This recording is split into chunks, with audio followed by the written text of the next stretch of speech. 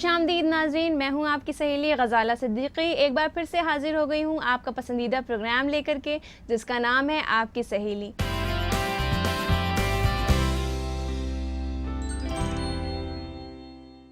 आज हम बताएंगे आपको हॉबी क्लासेस के बारे में और साथ ही आपको देंगे आपके आशियाने को किस तरह बनाया खूबसूरत, उससे मुताल्लिक़ जानकारियाँ। लेकिन इन सब से पहले देखते हैं अपने प्रोग्राम की छोटी सी झलक।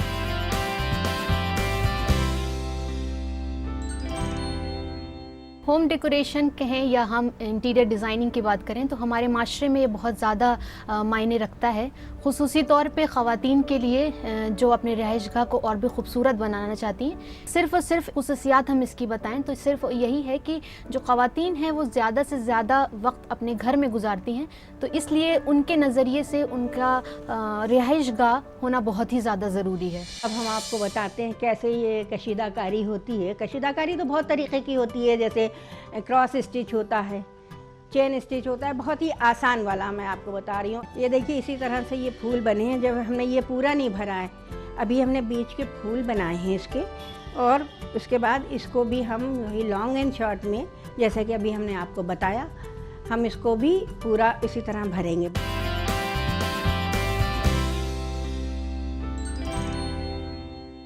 नाज़रीन, हर किसी को होता है शौक़ और इससे पता चलता है कितने हुनरमंद हैं हम। इसीलिए हम लेकर के आए हैं आपके लिए हॉबी क्लासेस। तो चलिए चलते हैं, देखते हैं क्या है इस सेगमेंट में नया। आइए अब हम आपको बताते हैं कैसे ये कशीदाकारी होती है। कशीदाकारी तो बहुत तरीक़े की होती है, जैसे क्रॉस स्टिच होता है, चेन स्टिच होता है, बहुत ही आसान वाला मैं आपको बता रही हूँ। और एक इससे भी आसान है लॉन्ग एंड शॉर्ट, छोटी बड़ी कशीदाकारी जिसे कहते हैं। जैसे कि मैंने बताया कि कपड़े पे होती है, मैटी पे होती है। तो ये देखिए, ये इस तरह की मैटी आती है। तो इसमें हम बताने जा रहे हैं आपको लॉन्ग एंड शॉर्ट कशीदाकारी, जो बहुत ही आसान है। और इसके लिए हमको सामान और चाहिए होगा, जैसे कि ये देखिए हर रंग के हमने ये लिए हैं, तागे लिए हुए हैं, हर कलर के। जो भी आपको कलर, जो जिस तरह की चीज़ बनाना है, जो कलर उसमें यूज़ होगा, जो इस्तेमाल होगा, तो आप उसको ऐसे इस तरह की लच्छियाँ ले लेंगे। कशीदाकारी की लच्छी अलग आती है, और सूती कपड़े पे अगर बना रहे हैं, हम कॉटन के कपड़े पे बना रहे हैं, तो कॉटन का ही धागा उसमें यूज़ करेंगे। जैसे कि ये देखिए हमने कलरफुल धागे लिए हैं, जो भी हमको कलर चाहिए वो हम इसमें लगाएंगे। पहले से हम ये सारा इंतज़ाम करेंगे। इसकी सुई भी अलग आती है, बिल्कुल डिफरेंट तरीके की, थोड़ी मोटी होती है। जो आमतौर से घरों में इस्तेमाल होती है वो पतली सुई होती है, जो कपड़े में इस्तेमाल की जाती है। ये हमारे पास थोड़ी मोटी सुई है, आगे से ये गोल होती है, ताकि हाथ में चुभे। बार बार सिलाई करने में सुई चुभ जाती है, तो ये चुभेगी नहीं। और इसका तागा निकालने का ये लच्छी से हम आपको एक बहुत ही अच्छा तरीका बता रहे हैं। तो देखिए ये तो उलझी हुई लच्छी है, जो ऐसे करके कागज़ निकाल के और हमने बनाया है। तो एक दो धागे निकालने के बाद पूरी लच्छी हमारी उलझ गई है। तो ये उलझना नहीं चाहिए। देखिए हम ये बता रहे हैं कि कैसे धागे को, एक हम सिरा पकड़ेंगे ये धागे का, इस तरह लच्छी का, उसको हम ऐसे निकालते रहेंगे। ये देखिए अब हम शुरू करने जा रहे हैं। जैसे कि ये हमारे पास है, इसको हम पहले स्टार्ट करेंगे बिल्कुल नीचे से, जो इसमें छेद से बने हैं उसमें डालेंगे, बराबर से कढ़ाई होगी बिल्कुल। ये देखिए साइड बाय साइड निडल डालेंगे, सुई डालेंगे, नीचे की तरफ हम नहीं डालेंगे। तागे को बिल्कुल भी वेस्ट नहीं करेंगे, और उसके बराबर में से हम ऐसे निकालेंगे सुई। और ये देखिए इसको बहुत आराम से आप बैठे बैठे बातें करते करते, टीवी देखते देखते आप आराम से कढ़ाई कर सकते हैं। इसमें ज़्यादा मेहनत नहीं लगती और बहुत जल्दी बनता है, बड़ा खूबसूरत बनता है। ये देखिए ऐसे हम बिल्कुल बराबर बराबर, जो ये होती है मैटी होती है, उसमें छेद छेद से होते हैं, तो उसमें हम बराबर से निकालते जाएंगे।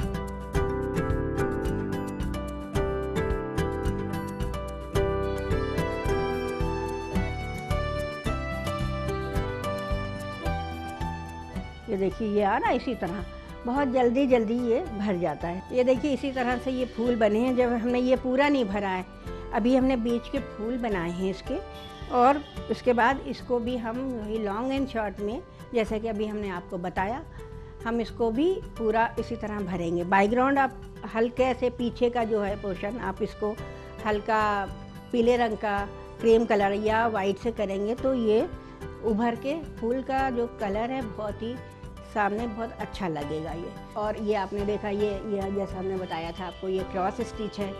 ये क्रॉस स्टिच में होता है कि जैसे एक इधर से धागा है कि इधर से क्रॉस क्रॉस क्रॉस क्रॉस करते हैं, पूरा ये हमारा इस तरह बन जाएगा। इसको हम फ्रेम भी कर सकते हैं।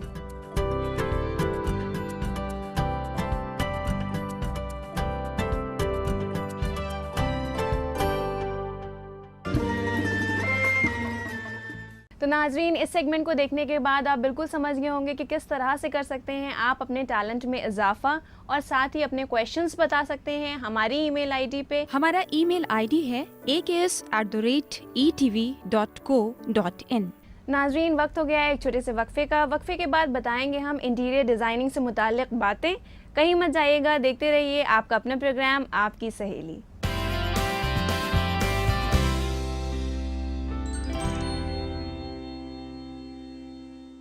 नाजरीन, एक बार फिर से खैर मकदम करती हूँ आपका आपके अपने शो में, जिसका नाम है आपकी सहेली।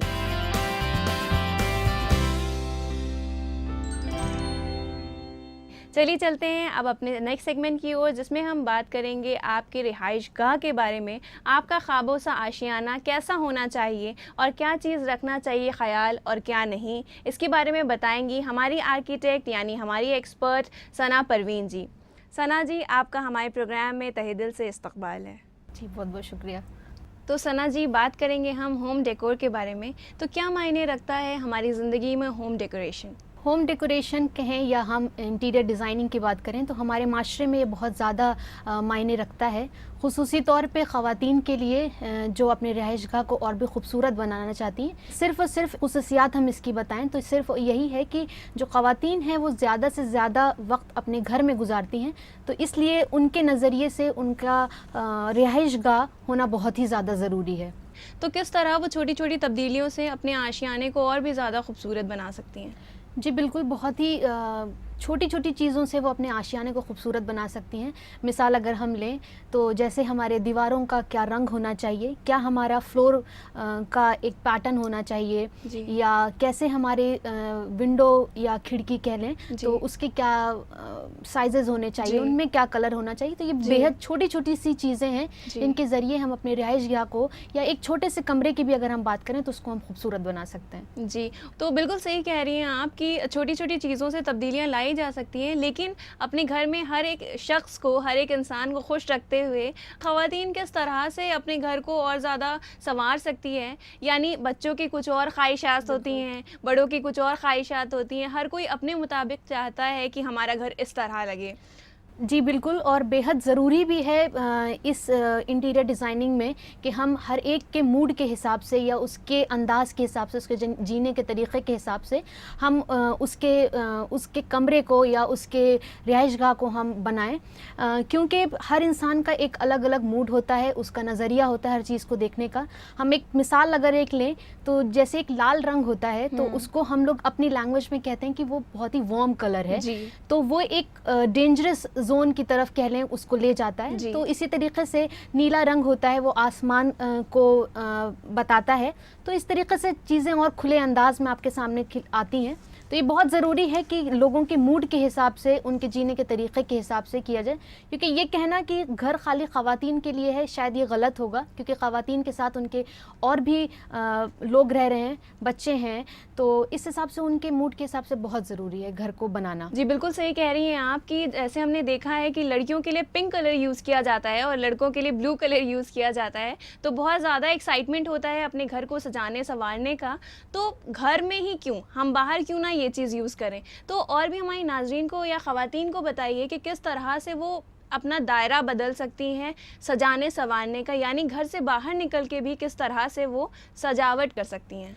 जी बिल्कुल, ये बहुत एक आपने अहम सवाल पूछा कि कैसे दायरा इसका बड़ा होना चाहिए। बिल्कुल, अगर हम इंटीरियर डिज़ाइनिंग की बात करें या हम आर्किटेक्चर फील्ड की बात करें तो दायरा इसका बहुत ही बड़ा है। ये कहना बिल्कुल गलत होगा कि इंटीरियर डिज़ाइनिंग सिर्फ हम एक घर के लिए करते हैं, बल्कि इंटीरियर डिज़ाइनिंग एक ऐसी चीज़ है और आर्किटेक्चर एक ऐसी फील्ड है जो आप कहीं पे भी आप उसका इस्तेमाल कर सकते हैं। मिसाल के लिए फिर हम बताना चाहेंगे, जैसे ऑफिसेज़ हो गए, जी। हॉस्पिटल्स हैं, स्कूल्स हैं, जी। ये सारी जगहों पे भी इंटीरियर डिज़ाइनिंग बहुत ज़्यादा मायने रखता है। जी। क्योंकि एक इंसान के लिए उसका रिहाइशगाह या जहाँ वो काम कर रहा है वो उसके हिसाब से होना बहुत ज़रूरी है। जी। क्योंकि उससे एक हम टर्म इस्तेमाल करते हैं कि प्रोडक्टिविटी बढ़ती है। यानी आप जितना दे सकते हैं, अगर वो माहौल आपसे ज़्यादा आपके मुताबिक होगा तो आप अगर एक चीज़ 10 कर सकते हैं तो शायद अगर जब माहौल आपके मुताबिक हो तो वही चीज़ आप 20 कर सकें। जी। तो इस तरीके से बहुत ज़रूरी हो जाता है और इसका दायरा बिल्कुल यकीनी तौर पे इसका बहुत बड़ा है। इसको घर तक ना ही कहा जाए तो बेहतर होगा। जी बिल्कुल, क्योंकि हम बाहर जाते हैं तो हमें भी अपना माहौल बहुत ज़्यादा खुशगवार करना होता है। अगर हम ऑफिस में रहें तो हमें बहुत ज़्यादा सुकून चाहिए होता है, बहुत ज़्यादा पीस चाहिए होता है। कुछ जगहें ऐसी होती हैं जहाँ पे एनवायरनमेंट से, कलर्स से, डेकोरेशन से हमें बहुत ज़्यादा फ्रस्ट्रेशन होता है, बहुत ज़्यादा। तो इसलिए हम अपनी नाज़रीन को बताएंगे कि वो अपने होम डेकोरेशन को ही ना संवारें, अब यानी अपने घर को ही ना संवारें, बाहर अपनी ऑफिस, अपने होटल जो उनके खुद के हैं उसको भी बहुत ज़्यादा संवारने में काम करें। इसके साथ ही हम चलते हैं सना जी की जानिब और जानते हैं कि हमारी जो शुरुआती दौर में लड़कियां हैं जो अपनी शुरुआती तालीम हासिल कर रही हैं वो किस तरह से इस फील्ड में अपने आप को उतार सकती हैं, अपने टैलेंट को या अपने आप को किस तरह से उभार सकती हैं इस फील्ड में। जी, एक मुस्तकबिल के हिसाब से अगर हम देखें और माशरे में तालीम के हिसाब से देखें तो बेहद ये बहुत अच्छी फ़ील्ड हम कहेंगे। इसलिए भी क्योंकि कुदरती तौर से भी लड़कियां हैं, उनको इसकी तालीम होती है कि किस कलर कॉम्बिनेशन में हम बात करें। इसका एक उनके पास कुदरती तौर से उनको इसकी सिक्स सेंस होता है। सिक्स सेंस होता है, एग्जैक्टली। तो उसमें ये बहुत अच्छी फील्ड है और इस फील्ड में जाने के लिए आप काफ़ी सारे कोर्सेज़ का भी कर सकती हैं। इसमें एक छोटी सी तब्दीली हम ये ज़रूर लाना चाहेंगे कि इंटीरियर डिज़ाइनिंग उसी जगह पर आप इस्तेमाल कर सकती हैं जहाँ पर आपकी आर्किटेक्चरल फील्ड होती है। यानी कि आप अगर चाहें तो इसके साथ एक कॉम्बिनेशन कर सकते हैं, यानी इंटीरियर आर्किटेक्चर इन इंटीरियर की फील्ड में, जिसमें क्योंकि जब तक आपके पास आपके हिसाब से घर नहीं है तब तक आप उसमें थोड़ी बहुत तब्दीलियाँ, जैसे मैंने बताया कि दीवारों का रंग हुआ या फ्लोरिंग पैटर्न हुए, ये तब तक नहीं कर सकती हैं जब तक आपके पास आपका अपना घर नहीं होगा। तो ये बेहद ज़रूरी होता है कि जब आप घर बनवाएं या ऑफिसेज भी बनवा रही हैं तो आप एक बार ज़रूर किसी आर्किटेक्चरल फर्म से या आर्किटेक्ट से एक बार मशवरा ज़रूर कर लें। क्योंकि अक्सर ये होता है कि हमने अपने हिसाब से बिना किसी राय मशवरे के घर बनवा लिया। जी जी जी। अब उसके बाद हमने उसमें सोचा कि बनने के बाद वो उतना खूबसूरत नहीं लग रहा है जैसा हमने शायद सोचा था।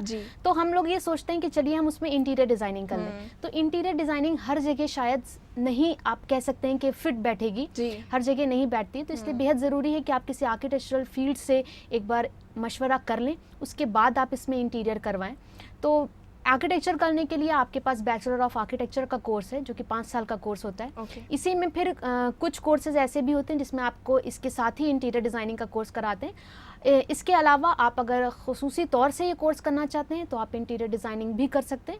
इन दोनों का कॉम्बिनेशन करना चाहें तो इन दोनों का कॉम्बिनेशन भी हो जाता है। जी बिल्कुल। मैं एक और चीज़ आपके जानिब चल के पूछना चाहूँगी कि क्या कोई फॉर्मेट होता है या कोई डिफरेंसेस होते हैं जब घर में इंसान कोई चीज़ डेकोरेट करता है या ऑफिस में इंसान कोई चीज़ डेकोरेट करता है, तो किसी एक चीज़ को ध्यान में रखते हुए उन्हें आगे बढ़ना चाहिए?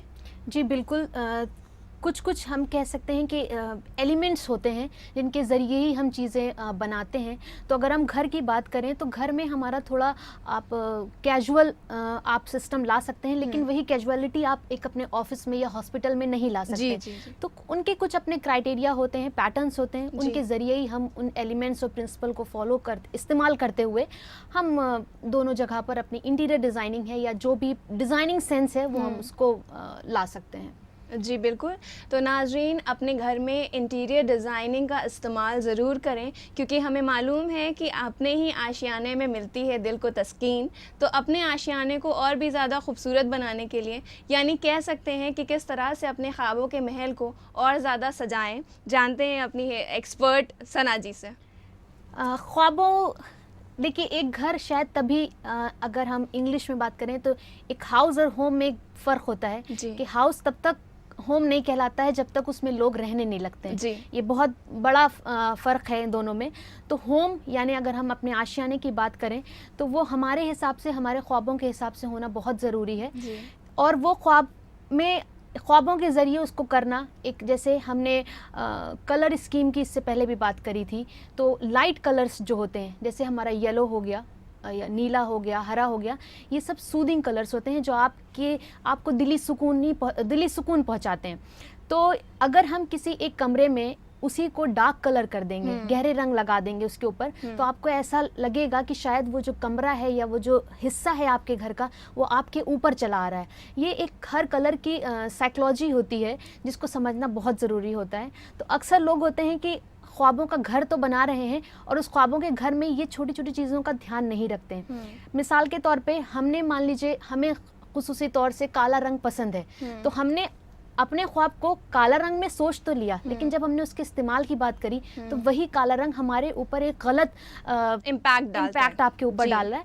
तो आप जब ख्वाबों का घर बनाएं तो बेहद ज़रूरी है कि आप छोटी छोटी चीज़ों का ध्यान रखें कि उसका इम्पैक्ट क्या है, उसकी साइकोलॉजी क्या है। जी जी जी। बाकी अगर हम ख्वाबों के घर की ही बात करें तो छोटी छोटी चीज़ें हैं, जैसे वॉल पेंटिंग्स होती हैं। किसी आपके घर में एक कोई ऐसी दीवार है जो बिल्कुल खाली है, डेड है, आपका वहाँ पे ज़्यादा इस्तेमाल भी नहीं है, तो आप वहाँ पे वॉल पेंटिंग्स वगैरह भी लगा सकते हैं।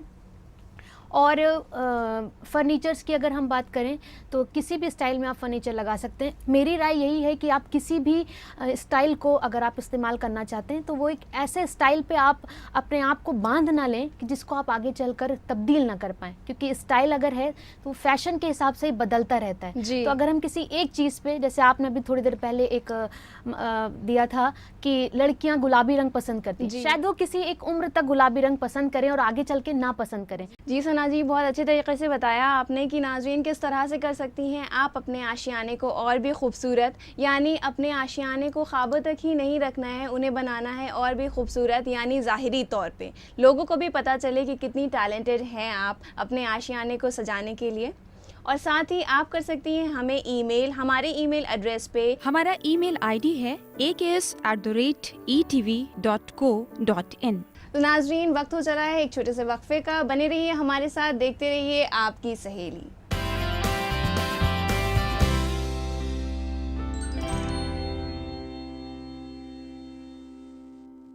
नाज़रीन, एक बार फिर से खैर मकदम है आप सभी का आपके अपने प्रोग्राम में जिसका नाम है आपकी सहेली।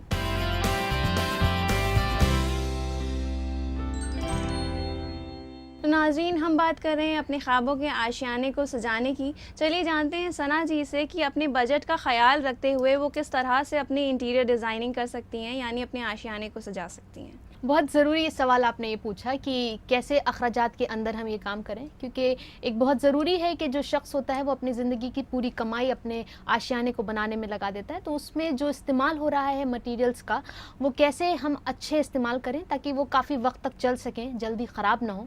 तो जैसे मिसाल के लिए हमने अगर फर्नीचर्स में लकड़ी का इस्तेमाल किया है, तो जब हम लकड़ी का इस्तेमाल कर रहे हैं तो वो कौन सी लकड़ी होनी चाहिए और उसमें दीमक ना लगे, उसके लिए जितनी भी एहतियात हम कर सकते हैं, उसके जो भी मटेरियल हमारे बाज़ार में आते हैं उसका हम इस्तेमाल करें, क्योंकि ये छोटी छोटी चीज़ें हैं जो आपके मटेरियल को काफ़ी दिन तक बचाए रख सकती हैं। जैसे जब हम घर बनवाते हैं, अक्सर आपने सुना होगा कि घरों में सीलन आ जाती है, तो वो सीलन आने का सबसे बड़ा जो वो वजह है वो यही है कि आपने जिस वक्त अपनी दीवारें बनाना शुरू करें, तो जिस वक्त हम न्यू यानी जो फाउंडेशन होती है उससे जब हम ऊपर आते हैं तो प्लिंथ लेवल जो होती है, जिसको हम लोग अपनी ज़बान में कह लें कि जो चौखट होती है, चौखट पे हम लोग सीलन के लिए एक ट्रीटमेंट करते हैं जिससे सीलन घर में ना आए।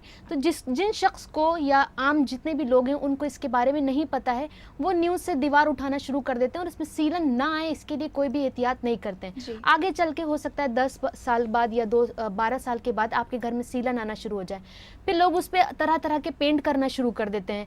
मालूम ये चला कि जब हमने पेंट किया भी तो कुछ वक्त के बाद पेंट भी उखड़ने लगा, खराब हो गया। फिर अगर किसी ने अपने इंटीरियर डिजाइनिंग के लिए उस दीवार के ऊपर लकड़ी का इस्तेमाल किया, ठीक है, हमने उस लकड़ी के इस्तेमाल के लिए उसमें दीमक ना लगे उसकी एहतियात कर लिए हैं, लेकिन सीलन चूंकि दीवार में है तो वो जाहिर सी बात है कि आपकी लकड़ी में कहीं ना कहीं से आ जाएगी। तो बहुत ज़रूरी है कि जब आप मटेरियल का इस्तेमाल करें या उसको सेलेक्ट करें तो बजट अगर ध्यान में आप रख रहे हैं तो कहीं ना कहीं उसकी क्वालिटी का भी ध्यान रखें। तो सना जी, छोटी छोटी चीज़ों का ही ख्याल रखते हुए हम अपने अखराजात के अंदर रह कर के ही अपने आशियाने को बना सकते हैं बहुत ज़्यादा खूबसूरत। नाज़रीन, इस बात का ख्याल रखिए कि अपने अखराजात में रह कर के ही, लेकिन ख्याल रखिए कि बहुत छोटी छोटी चीज़ों पे ही आपको गौर कर फरमाना पड़ेगा कि अपने आशियाने को तो आप सजा रहे हैं, अपना आगाज़ तो कर रहे हैं, लेकिन क्या वो सही अंजाम तक पहुँचेगा? क्या हम सही प्लानिंग कर रहे हैं? तो चलिए जानते हैं सना जी से कि प्लानिंग कैसी होनी चाहिए। देखिए, ये बहुत ही शुरुआती दौर होता है कि जब हम कुछ भी चीज़, आपने जैसे बताया कि आगाज़ कर रहे हैं, तो उसका अंजाम फिर बेहतर तभी होगा जब अगर आप किसी से राय मशवरा, यानी जो इसके एक्सपर्ट हैं, जो इस आर्किटेक्ट हैं या जो इंटीरियर डिज़ाइनर हैं, आप उनसे राय मशवरा ज़रूर लें। अक्सर ये होता है कि लोग किसी के घर से मुतासिर हो जाते हैं और फिर आके आर्किटेक्ट से कहते हैं कि मुझे ऐसा ही घर बना दीजिए, फलां के घर में मैंने ये चीज़ देखी, आप हमारे घर में भी ये बना दीजिए। लेकिन हम लोग अपनी ज़बान में एक बात कहते हैं कि फिजिबिलिटी, कि वो जो आपने हमें एग्ज़ाम्पल दिया है वो कितना फिजिबल है आपके घर के हिसाब से। जैसे मान लीजिए हमने किसी हॉस्पिटल में कोई एक दीवार का कलर देखा, हम आए, वो कलर हमें बहुत अच्छा लगा, लेकिन जब हम अपने घर में वही कलर को करना चाहते हैं तो शायद जो हमारा माशरा है या जो हमारा इन्वायरमेंट है या जो हमारी अपनी सोच है उसमें वो फिजिबल ना हो, यानी फिट ना बैठ रहा हो। तो इसलिए बहुत ज़रूरी है कि प्लानिंग हम करके चलें। बेहतर यही होगा कि आप आर्किटेक्ट से या इंटीरियर डिज़ाइनर से राय मशवरा लें। अक्सर लोग बहुत सिविल इंजीनियर से भी लोग कंसल्ट कर लेते हैं, पर ये गलत है कि आप सिविल इंजीनियर से आप कंसल्ट कर रहे हैं, क्योंकि सिविल इंजीनियर का काम होता है कि आपका जो घर है या जो आपकी बिल्डिंग है उसको कैसे खड़ा करें। अब वो उसमें क्या होना है कि ड्राइंग रूम हो या ना हो, बच्चों का रूम हो या ना हो, ये सारी चीज़ें जो हैं वो आपको बेहतर और अच्छी राय एक आर्किटेक्ट ही दे सकता है। तो बेहतर यही है कि आप प्लानिंग जब करें, आप जहाँ इतने अखराजात कर रहे हैं वहाँ अगर आप थोड़े पैसे लगाकर अपने घर को, अपने आशियाने को और बेहतर कर सकते हैं, तो बेहतर यही है कि आप किसी एक्सपर्ट से राय मशवरा लेते हुए ही काम करें। तो सना जी, चलते चलते यानी आखिर में हम आपसे जानना चाहेंगे कि हमारी नाज़रीन किस तरह से घर सजाने में ख्याल रखें और आप उनको क्या सजेशंस देना चाहेंगी? जी बिल्कुल, हम यही राय देना चाहेंगे कि आप बिल्कुल अपने आशियाने को अपने मुताबिक बनाएं। बेहद ज़रूरी है क्योंकि वो आपका अपना आशियाना है जिसमें आप ज़्यादा से ज़्यादा वक्त आप गुजारते हैं। तो लेकिन मैं फिर बार बार ये कहना चाहूँगी कि आप जो भी करें कि किसी न किसी आप एक्सपर्ट्स के ज़रिए से ही काम करें, क्योंकि अक्सर हम जो सोचते हैं वो नहीं हो पाता है, तो उसमें मसला हमारे लिए ही हो जाता है कि हमने जो सोचा वो नहीं बन पाया और वो चीज़ ख़राब हो गई। आप बेहद छोटी छोटी चीज़ों से ही अपने घर को और ख़ूबसूरत बना सकती हैं। मिसाल के लिए जैसे हमारा अपना गार्डन एरिया है, उसमें आप कैसे गार्डनिंग करें आप उसको भी सोच सकती हैं।